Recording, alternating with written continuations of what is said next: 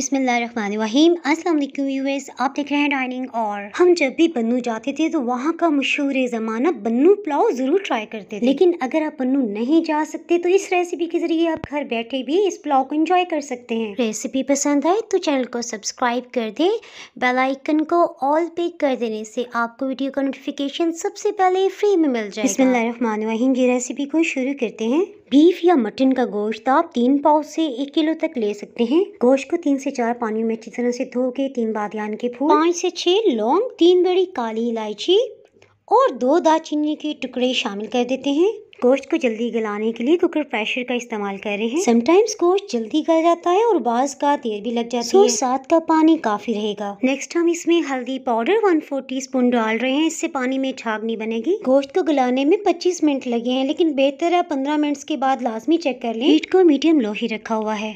गोश्त की बोटी 95% तक नरम हो चुकी है। बकाया कमी गोश्त को भूनते हुए मुकम्मल हो जाएगी। इसके साथ ही हम आ जाते हैं अपनी मेन रेसिपी की जानिब। तो इसके लिए 3 पाव चावल लिए हैं।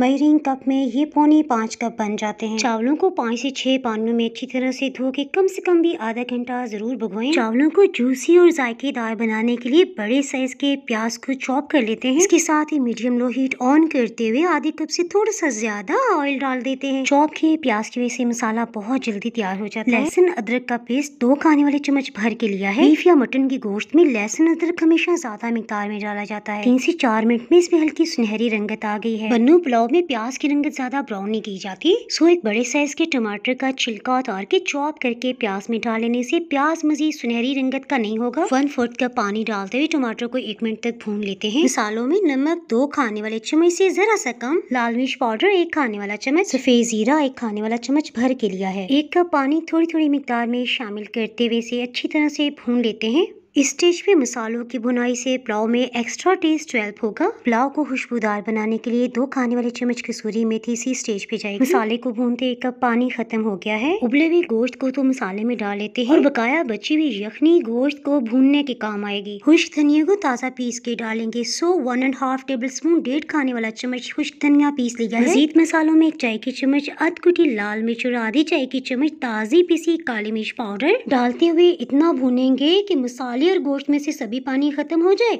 और ऑयल ऊपर की सतह पे आ जाए। गोश्त की यखनी थोड़ी थोड़ी मिकदार में डालते हुए इसे भून लेते हैं। आपके अंदाजे के लिए बताती चलो, यखनी 1.5 कप है यानी 1.5 कप। इस तरह भूनने से गोश्त की कुदरती बू भी खत्म हो जाएगी। गोश्त का कोरमा तो तैयार हो गया। 6 कप पानी डाल देते हैं। जितनी देर में पानी में उबाल आता है 100 ग्राम किशमिश को भिगो देते हैं। किशमिश को लाजमी 5 मिनट के लिए भिगो दें ताकि इसकी सिलवटों में जो भी मिट्टी के ज़रात हैं वो निकल जाए। इसी दौरान 3 हरी मिर्चियों के दरमियान से कट लगा के डाल देते हैं। पानी बॉइलिंग पॉइंट पे आ गया है। चावलों को इसमें शामिल करते हैं। तकरीबन 1 घंटा हो गया चावलों को भीगे हुए। चावलों को शामिल कर लेने के बाद इसमें बार बार चम्मच नहीं चलाएंगे ताकि चावल ना टूटे। चावलों को पानी में पकते हुए 2 मिनट हो चुके हैं। इसमें मैं आपको टिप देती चलूँ, अगर चम्मच से इस तरह से पानी चख लिया जाए तो इससे सही अंदाजा हो जाता है कि नमक या मिर्च मजीद डालने की जरूरत तो नहीं है।